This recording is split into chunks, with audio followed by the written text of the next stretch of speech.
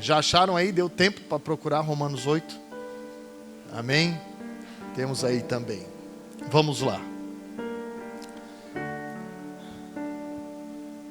Portanto, agora já não há condenação para os que estão em Cristo Jesus, porque por meio de Cristo Jesus, a lei do Espírito de vida me libertou da lei do pecado e da morte. Amém? Feche seus olhos, por favor. Pai, nós queremos te agradecer por essa palavra, Senhor.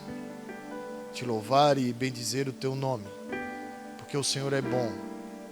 Porque cremos, Senhor, que essa palavra nessa manhã tem um propósito lindo para se cumprir na nossa vida. Assim como já fomos encharcados pela tua presença em meus louvores. Que agora, Senhor, em torno da tua palavra, continuemos sendo edificados, consolados e encorajados, Senhor, para a glória do nome do teu Filho Jesus Cristo. Amém e graças a Deus. Não há condenação para aqueles que estão em Cristo Jesus. E o que é condenação?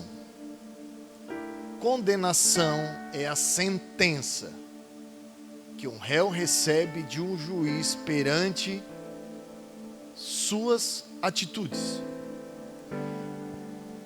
É uma pessoa sentada no banco dos réus, sendo julgada por aparentemente aquilo que cometeu, sendo comprovado e provado através de provas, através de fatos, através de verdades, e recebendo uma sentença de uma autoridade dizendo que agora aquela pessoa precisa pagar essa dívida. Ela precisa cumprir uma pena. E a forma de pagar essa dívida é cumprindo a pena. É sendo recluso, é sendo separado, é sendo preso. Isso é condenação. Agora, nós também sabemos que existem alguns casos onde, por brechas da lei, por interesses pessoais, sociais e financeiros, julgamentos se tornam injustos. E isso é até meio contraditório, porque são julgados perante a lei. Mas a lei é falha. A lei, não em toda a sua completude, mas em partes ela tem brechas. Por quê? Porque essa lei é feita por homens. Homens eleitos pelo povo e que são movidos ou às vezes comovidos pela força popular, por interesse popular. Então não é toda lei que é justa. Então acham brechas na lei para poder condenar alguém.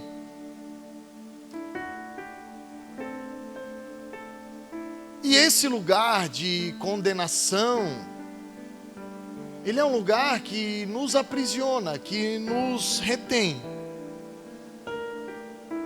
E às vezes pode ser injusto. Às vezes eu e você podemos, ou talvez já estivemos nesse lugar de apontamento e de julgamento, sendo inocentes. Por sermos frutos do meio. Afinal, eu e você não escolhemos ou não tivemos a opção de escolha na família onde nascemos. Eu e você não tivemos livre escolha na cultura em que nós fomos criados. Ou na classe social que nos desenvolvemos. Não foi uma opção, foi uma consequência. Uma consequência dos nossos antepassados, de escolhas.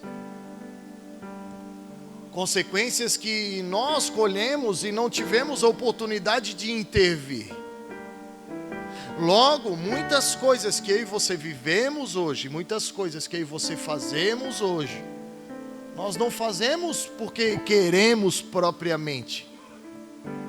Muitas dessas coisas a gente faz porque está em nós, porque foi inserido em nós, porque nós crescemos assim. Então, cabe a pergunta: é injusto? Através dessa inocência, eu não poderia ser liberto? Através dessa inocência, eu não poderia sair desse lugar de condenação? Talvez. O problema é que a inocência, ela antecede a escolha. A inocência acaba quando eu e você nos deparamos perante uma situação que eu e você precisamos escolher entre o sim ou não, entre obedecer e desobedecer, entre caminho de vida e caminho de morte. A nossa inocência, podemos pegar o exemplo de uma criança. Por que a gente coloca tampinha nas tomadas baixas?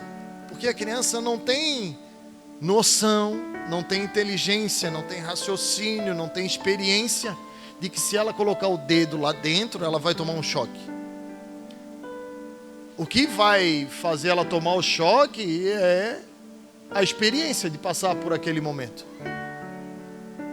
Então, o que nos tira a inocência? A inocência, ela nos é tirada mediante a escolha. E, consequentemente, essa escolha vai nos trazer consequências. Você lembra, lá em Gênesis capítulo 3, quando Eva começou a conversar com a serpente? Eva tinha uma palavra. Adão e Eva tinham uma palavra de não comer. Não comer. Porque no dia que comessem, certamente eles morreriam. Certamente eles iriam estar condenados perante a escolha. Mas aí eu te pergunto, o que é morte? O que era morte para Adão e Eva, se eles ainda não tinham passado essa experiência? Será que eles não eram imaturos nesse quesito? Será que eles não eram imaturos no quesito condenação?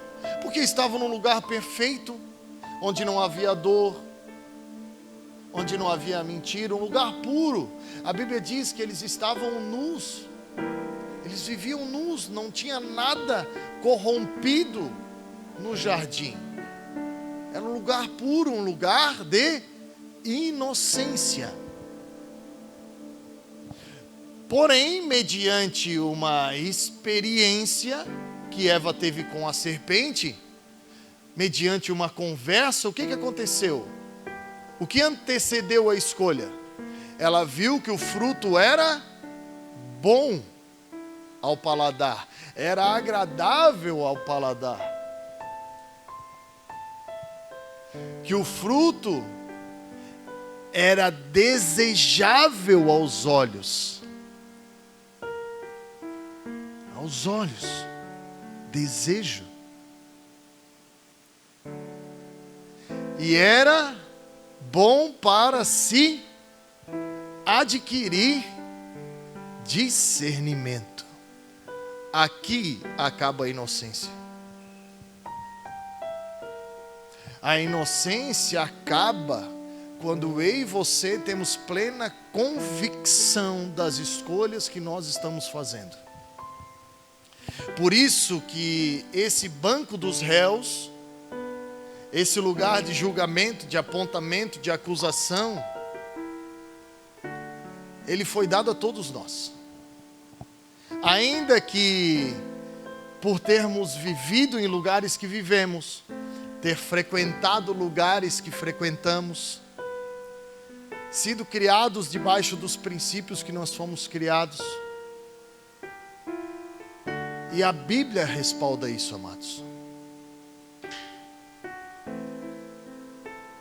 É o que Paulo escreveu aos Romanos no capítulo 5. Que por causa do pecado do homem, o pecado entrou no mundo. E através do pecado a morte. E então, por causa da morte, todos os homens foram feitos pecadores. Então, esse lugar de condenação, esse banco dos réus, era inevitável você passarmos por ele. Porque todos pecaram e destituídos e separados foram da glória de Deus. Um lugar que não tínhamos opção de sentar ou não sentar.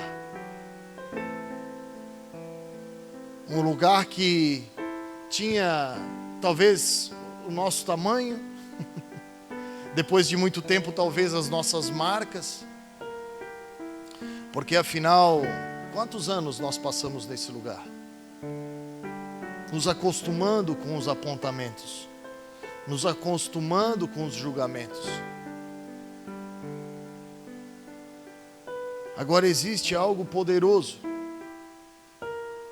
que você precisamos entender sobre tudo isso. Que esse banco dos réus não tem o nosso nome. O banco dos réus não está escrito lá, banco dos réus do Michael. Não. Lá, esse banco dos réus, ele é apontado pelas práticas. Ele é apontado pelas escolhas, pelas atitudes. Por aquilo que nós fazíamos. Fazíamos como? Na carne. A carne que nos condena. A carne que nos aponta. A carne que faz nós fazermos coisas que quando a gente vê já foi. Então lá no banco dos réus não está escrito Maicon, está escrito adultério, imoralidade, infidelidade, vício, lascívia.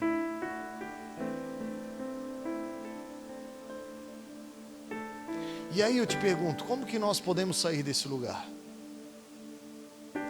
Como que humanamente um réu sai do banco dos réus? Ele sai de lá ou condenado ou justificado.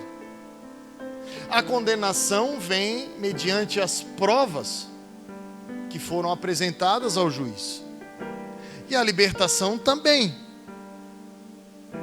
mediante as provas que lhe foram apresentadas.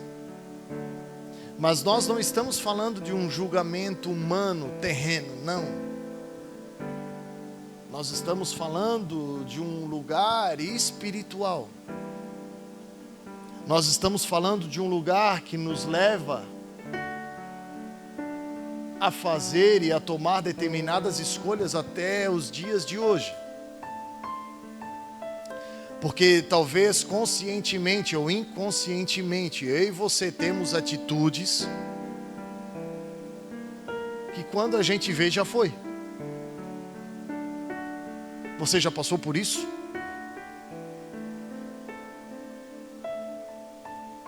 Você já passou por essa situação de estar ali num momento acalorado, num momento de excesso de comunhão e de repente falar algo que saiu, mas, meu Deus, você, na hora que falou, o Espírito já, meu Deus, cara, o que eu fiz?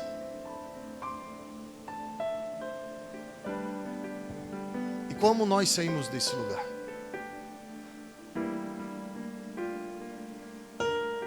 Talvez essa seja a pergunta. Quem fez essa pergunta foi o cara que escreveu esse texto que eu e você acabamos de ler. Quem me livrará? Você sabe por quê que eu e você precisamos dele? Porque todos os apontamentos e todas as acusações eram verídicas ao meu e ao seu respeito.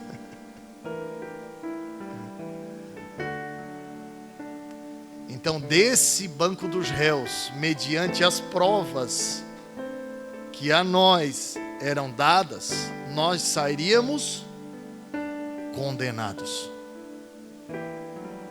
E é exatamente isso que esse mesmo cara escreveu lá em Romanos capítulo 5.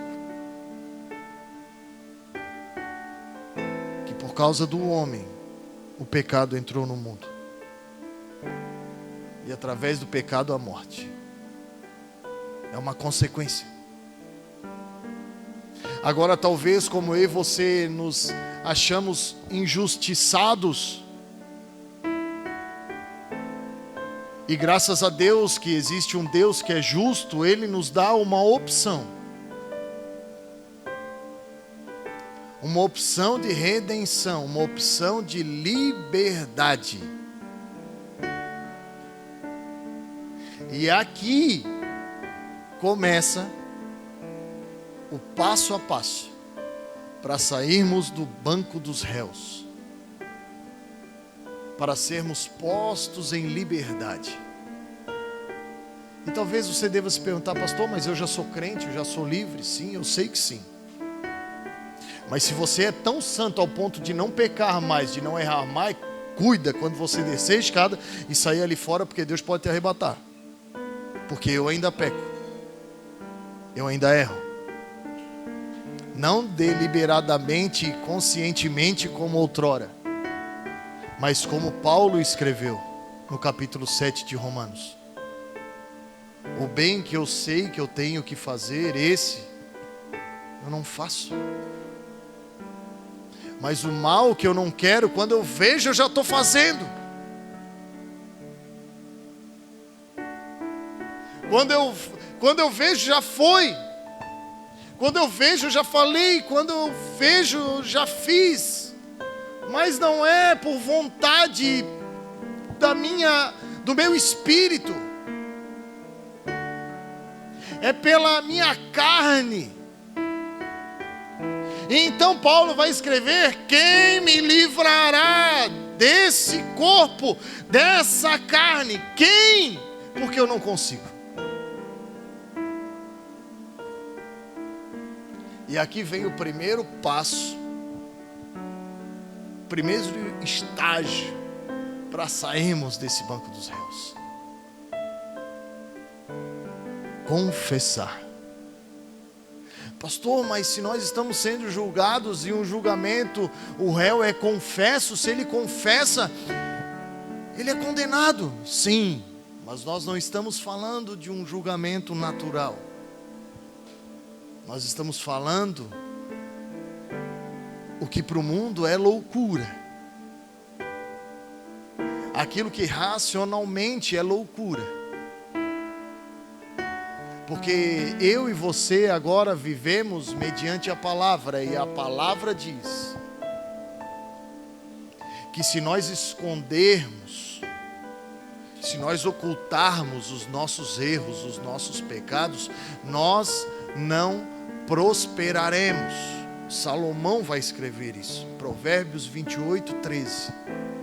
Se nós escondermos, se nós não confessarmos, se nós retermos os nossos erros, os nossos pecados, porque talvez estejamos no banco dos réus tanto tempo que ele já tem até o nosso formato.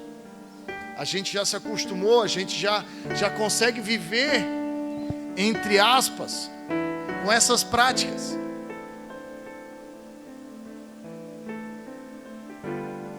E então Salomão vai escrever: aquele que esconde os seus pecados não prosperará,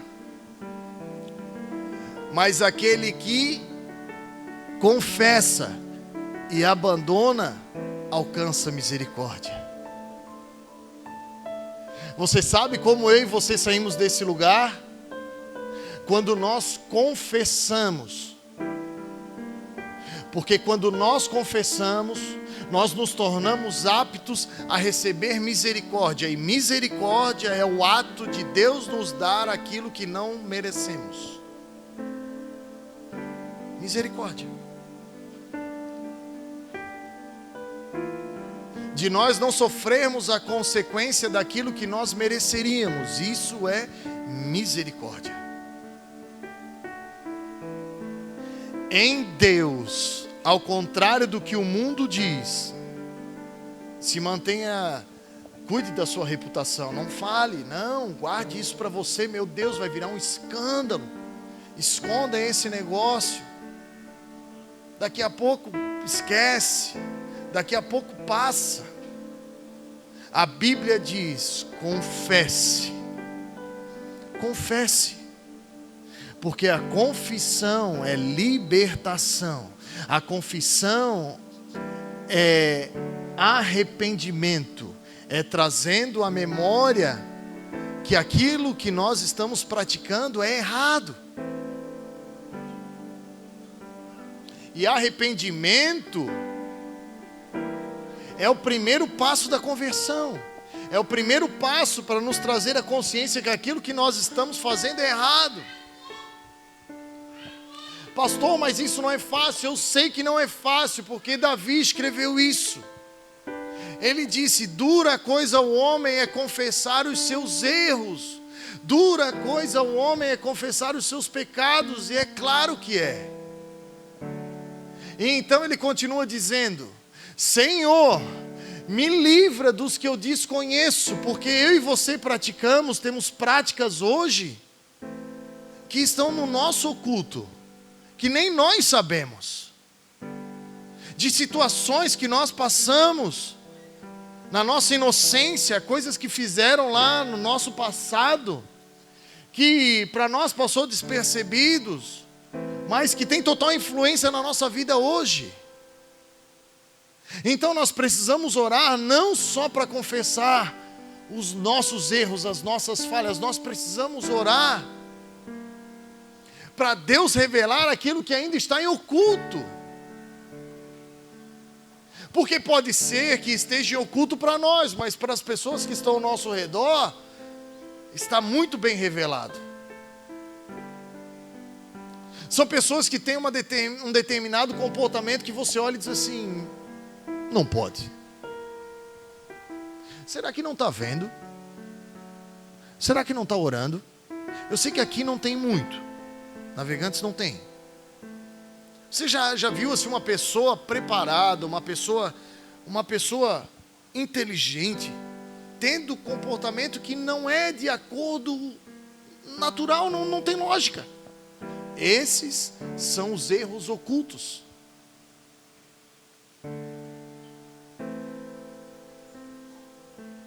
E nós podemos sair desse lugar quando nós temos a intenção, a escolha, a liberdade de dizer: esse cara sou eu. Porque o primeiro passo para sair do banco dos réus é confessar. Tiago vai escrever: se vocês confessarem os seus pecados uns para os outros e orarem uns pelos outros, vocês serão curados. Para o mundo, confissão é culpa, é sentença de cumprir a pena. Para nós que cremos nele, é poder de Deus. É o primeiro passo para poder se levantar desse lugar. É o primeiro passo de poder olhar para o banco dos réus de frente e dizer: esse cara aí não sou eu. Eu sei que eu pratico isso, mas esse cara não sou eu.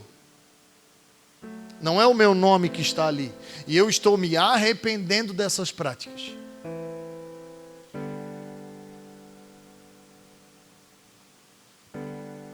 E então vem o segundo passo. O segundo passo é crer.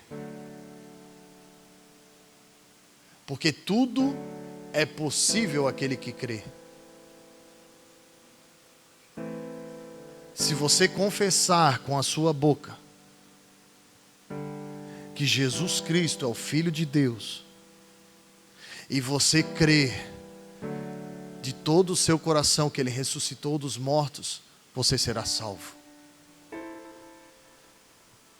Quer ser salvo desse lugar, quer ser retirado desse lugar, quer ser posto em liberdade, creia que Ele tem todo o poder. Ele tem todo o poder para mudar a nossa história, para nos libertar, para quebrar todas as correntes, todas as palavras de maldição, tudo que você carregamos até aqui, esse fardo pesado, esse jugo que machuca, doentio, que nos envolve, que nos aprisiona, que faz a gente ir para lugares que a gente não quer, fazer coisas que a gente não quer fazer. Jesus tem todo o poder. Ele disse: a mim foi dado todo o poder nos céus, na terra e debaixo da terra. E se nós crermos de todo o nosso coração, nós seremos salvos, nós seremos libertos, e então nós vamos sair.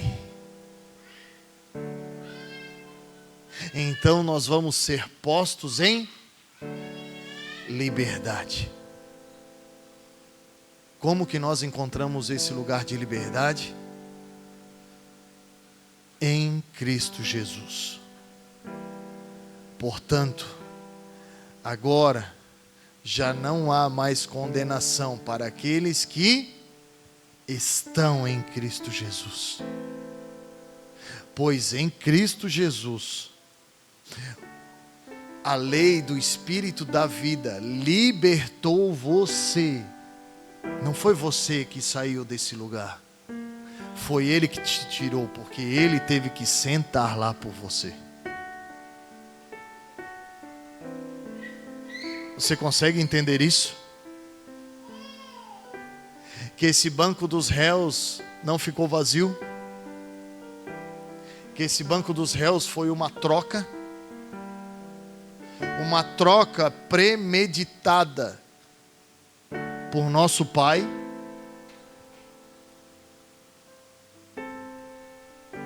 O banco dos réus aponta o que nós fazemos, mas Deus aponta quem nós somos, e nós somos filhos.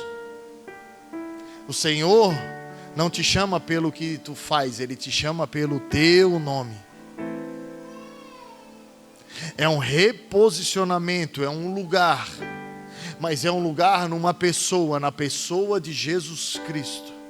Existe uma versão que diz assim: portanto não há condenação para aqueles que estão em Cristo Jesus, aqueles que não andam mais segundo a carne, mas andam conforme o Espírito. Quando nós entendemos essa verdade, nós nos levantamos do banco dos réus e começamos a caminhar. Que caminho, pastor? O caminho da verdade e da vida. Só Jesus tem poder para nos tirar desse lugar. Só Jesus tem poder para nos curar, para nos libertar de coisas que pela força do nosso braço seria impossível. Não existe água e nem produto de limpeza no mundo inteiro capaz de nos lavar daquilo que nós fizemos. Não existe. Pode usar cloro, água sanitária, pode esfregar, pode ficar em carne viva, pode fazer o que tu quiser. Não existe. Agora o sangue do Cordeiro puro, imaculado, esse sim nos lava de todo o pecado.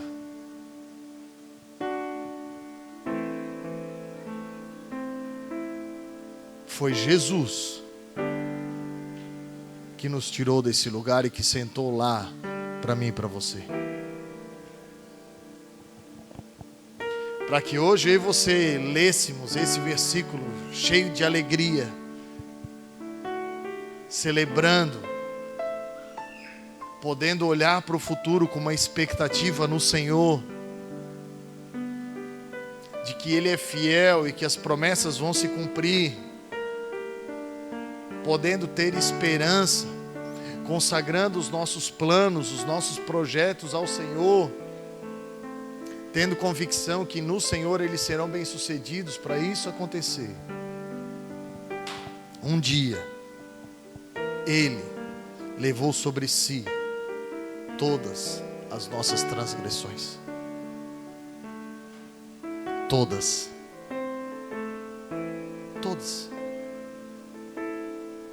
as que eram difíceis de confessar e as ocultas. Todas. É por isso que Paulo teve essa convicção.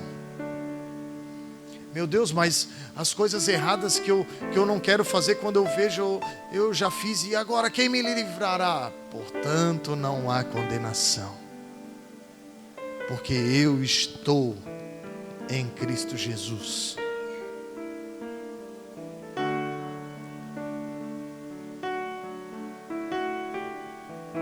Agora não vivo mais eu,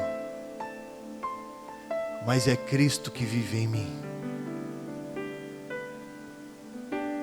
E você sabe o que impede eu e você de vivermos essa plenitude? Quando eu e você esquecemos de onde fomos tirados. Quando eu e você ainda insistimos em querer fazer o que nós achamos que é bom. Não existe nada bom em nós, irmãos. Isso já deveria estar cauterizado na nossa mente. Porque se existe algo de bom em nós, veio do céu, do Pai das luzes, em quem não há mudança nem sombra de variação.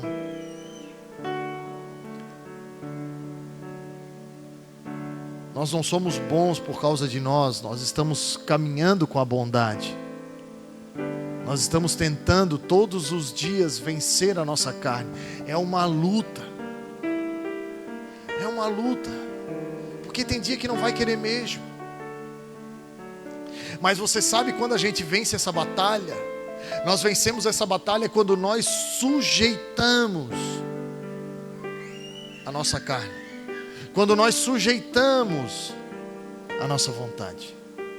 Quando nós nos sujeitamos a Deus. Quando nós resistimos às ações do inimigo, ele bate em retirada. Então nós vivemos toda a vontade boa, agradável e perfeita que Deus tem para mim e para você. Você sabe por que você às vezes esmurece? Você sabe por que às vezes você ainda se decepciona? Porque você ainda está se vendo no espelho. Pastor, mas é inevitável eu parar de manhã na frente do espelho para escovar o dente, lavar os olhos e ver essa carcaça? Sim. Fisicamente sim, espiritualmente não. Fisicamente é inevitável. Nós acordarmos, nos olharmos no espelho e nos vermos fisicamente. Mas espiritualmente, eu e você temos algo poderoso que nós podemos fazer, que anula toda a nossa vontade, que anula todo o nosso achismo. Sabe aqueles imprevistos que já viraram rotina? A gente anula isso quando a gente relembra do que Ele fez por nós e pergunta: Senhor, o que Tu tens para mim hoje? Quando nós nos olhamos no espelho, nós temos o poder espiritual de vê-lo através de um reflexo.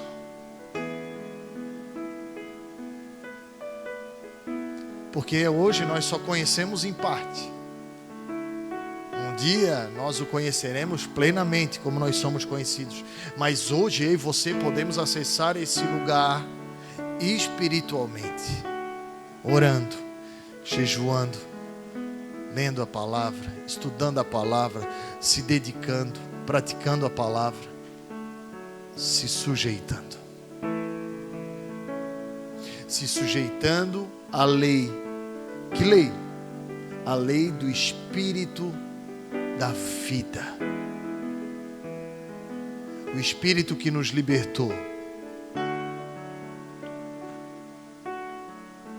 O Espírito que nos convenceu. Convenceu, sim. Se hoje eu e você estamos aqui, é porque um dia nós confessamos. Você confessou seus erros? Você já confessou?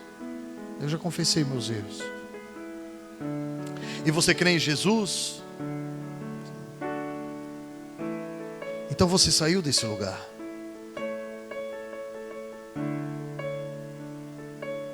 O problema é que a nossa carne, por passar muito tempo lá, quer voltar para lá. Mas o nosso espírito o tempo inteiro clama: Abba, Pai. Por quê? Porque o espírito sabe quem o Pai está chamando. O Pai está chamando o Filho. E através de Jesus, eu e você nos tornamos herdeiros. Então você não é mais aquilo que você praticava. Você é quem Deus diz que você é. E esse lugar só se torna acessível quando nós perguntamos: quem poderá nos livrar? Quem poderá nos ajudar? Quem poderá nos socorrer? Quem? Não é o Chapolin Colorado. Eu sei que você pensou. É Jesus.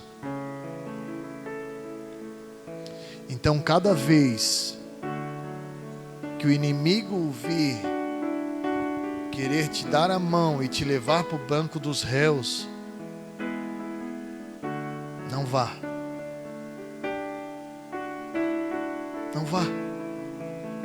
Cada vez que as demandas da vida e as situações da vida vierem diminuir a sua fé, e as tribulações desse tempo presente quiserem te levar para esse lugar, não vá. Não vá.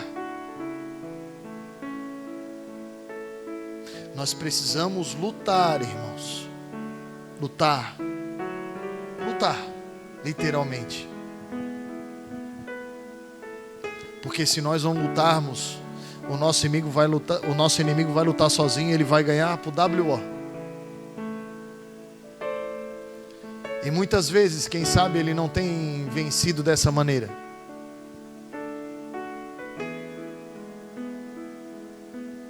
Muitas vezes o inimigo tem vencido por a gente nem se opor a ele.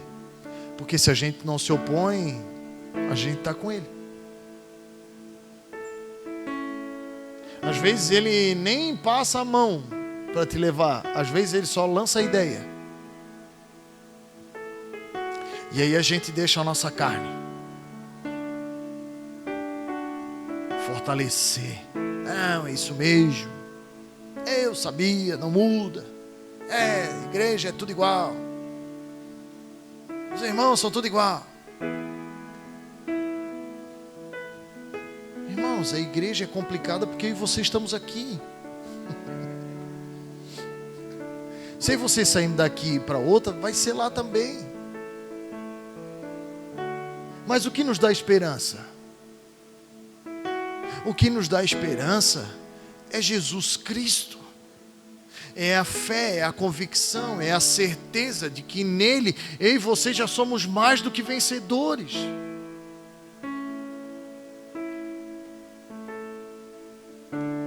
Não é um lugar inacessível para mim e para você, não, é uma realidade. Você não é um pobre coitado, você é filho. Você não é mais um escravo, não, você é filho. Não, mas eu sou um necessitado, não, você é um herdeiro.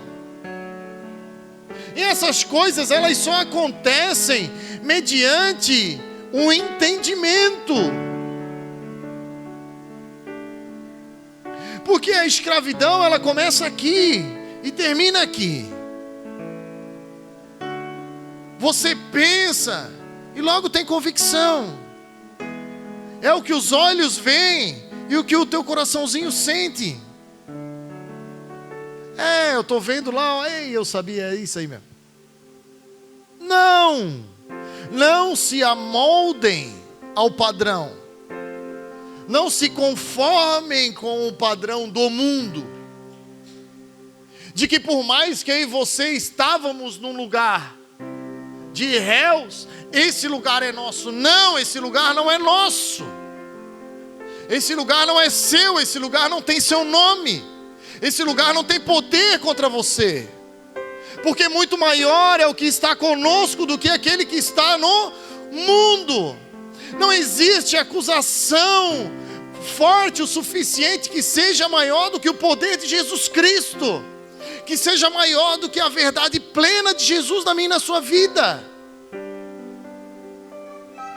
Pare de rastejar por aí, se levante. Se levante. Erga a sua cabeça, eleve os seus olhos e pergunte: meu Deus, de onde me virá o socorro? O teu socorro não vem de ninguém da terra, o teu socorro vem do Senhor, o Criador dos céus e da terra. Primeiro existe uma vontade celestial para mim e para a sua vida. As consequências da terra precisam ser escolhas celestiais da minha e na sua vida, não ao contrário. Nós precisamos reger a terra pela vontade do céu. Pai, venha a nós o teu reino, seja feita a tua vontade, aqui na terra como ela é no céu, não como ela será ou como ela foi, não, é como ela é. A terra precisa ser a revelação do céu através da minha e da sua vida. Por isso eu e você não podemos pegar esse assento e sair com ele por aí.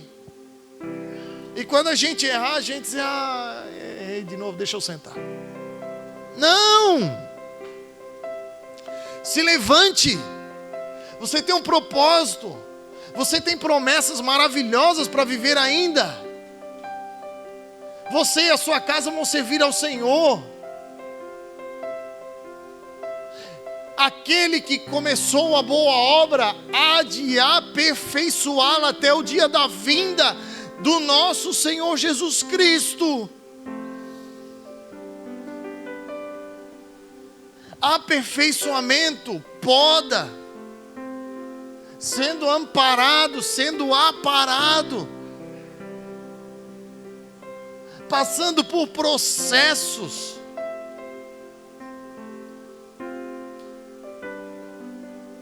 Se você pegar os ingredientes de um belo bolo de confeitaria e colocar eles todo em cima de uma mesa, e na outra mesa colocar o bolo pronto, é a mesma coisa. Mas são os mesmos ingredientes. É o trigo, é o açúcar, é o chantilly, é o morango, é o suspiro. Eu prefiro nata. Nata, né? Bolo de nata é muito melhor. Mas se você botar todos os ingredientes em cima de uma mesa e na outra mesa o bolo pronto, e dizer para... Olha, é a mesma coisa. Agora você pode pega uma colher de trigo, uma colher de açúcar, uma colher de morango, coloca tudo dentro da boca, mastiga, vai ser o mesmo gosto do bolo? Não, por quê? Porque tem um processo.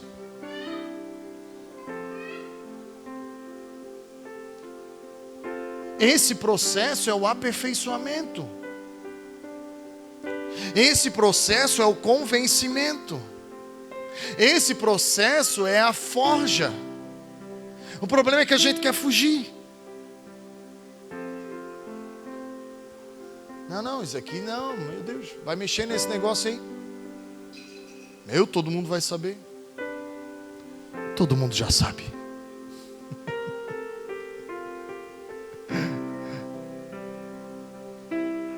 A maior mentira que um mentiroso vive é achar que ninguém sabe. Assinado eu. É a maior mentira que existe no mundo.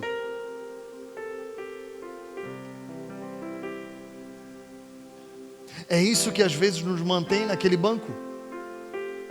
Peraí, mas eu até fiz, mas vamos pegar um advogado bom aqui para tentar reverter a situação. Não tem reversão.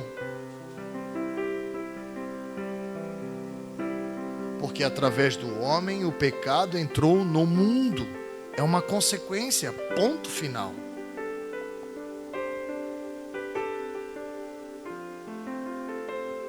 E é uma mentira em cima da outra. A gente vai levando. Meu Deus, daqui a pouco tem que comprar um bitrem para carregar toda a mentira.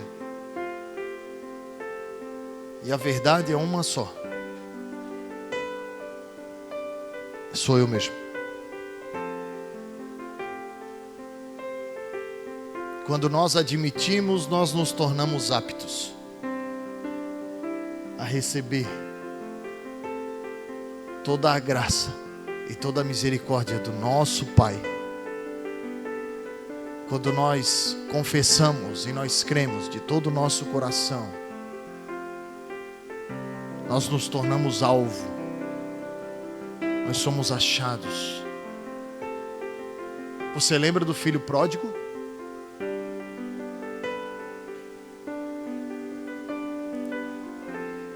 Ele saiu do banco dos réus não quando ele chegou na presença do pai. Foi quando ele estava lá comendo as alfarrobas dos porcos. Quando ele estava lá querendo comer, porque nem isso deram para ele. Lá a Bíblia diz que ele caiu em si.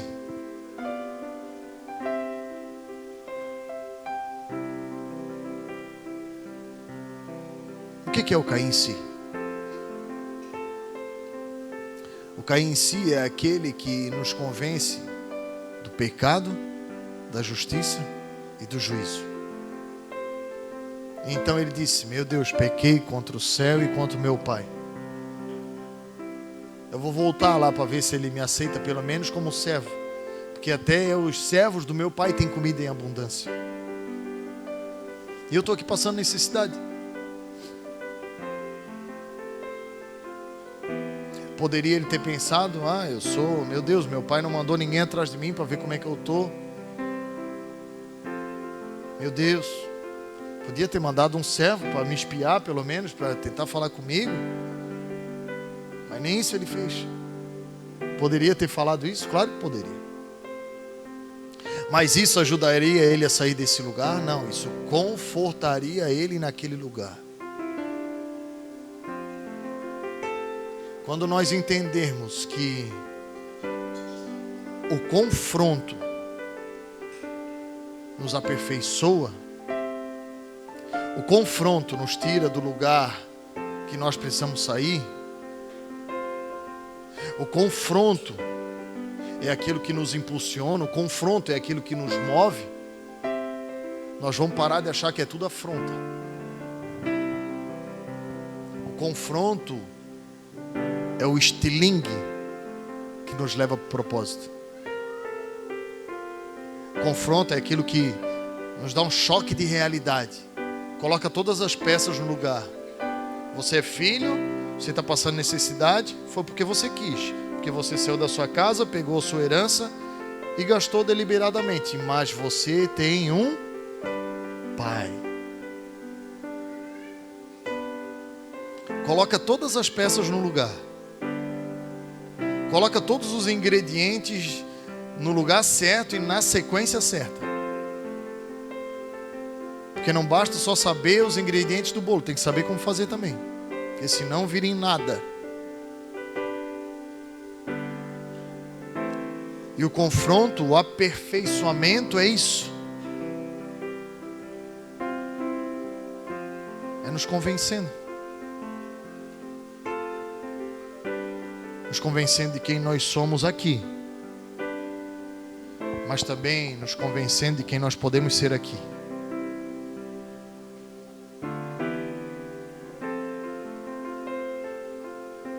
Por isso que não há mais condenação para mim e para você. Por isso que você é livre. Por isso que você pode sonhar. Por isso que você pode ter esperança. Por isso que você pode aguardar todas as promessas que você recebeu, porque elas vão se cumprir, porque Ele é fiel. Ele não mente, Ele não se engana, Ele não erra, Ele não tarda, ainda que para nós demore, Ele não tarda, Ele vai chegar na hora certa.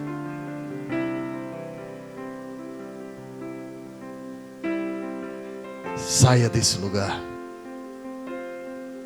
Esse lugar não é para você. Esse banco não tem o seu nome. As palavras que talvez ainda falam para você não pertencem mais a você. as práticas que você tinha, que as pessoas ainda insistem em relembrá-las, não fazem mais parte da sua vida atual. Porque não é mais você que vive, você está crucificado com Cristo, e a vida que agora você vive no corpo, você vive pela fé no Filho de Deus. É esse lugar que o Senhor quer te colocar, em liberdade, debaixo da lei do Espírito da vida.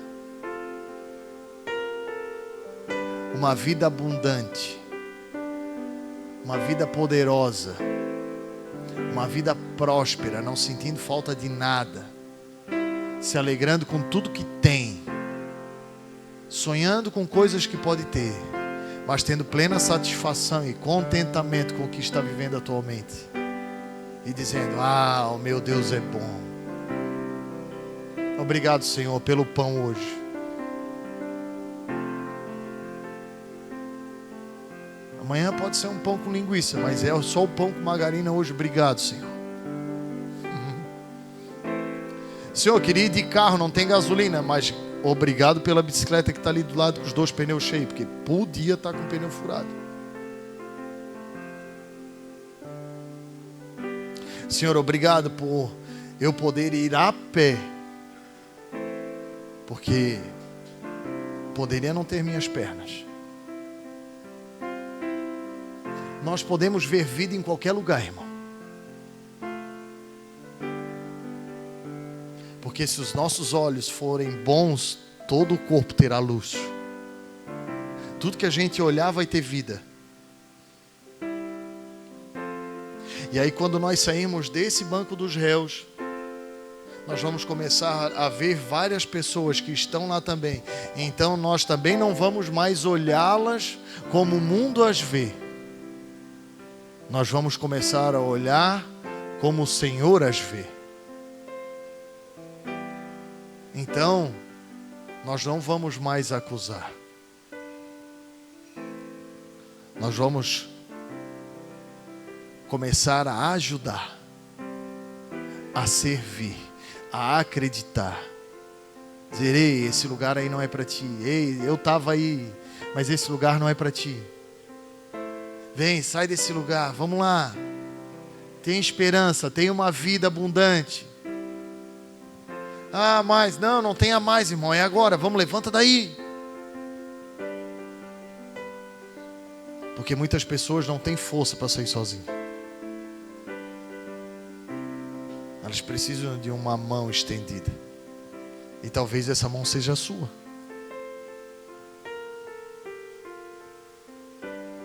Mas isso só é possível para quem já vive a liberdade, para aqueles que estão em Cristo Jesus.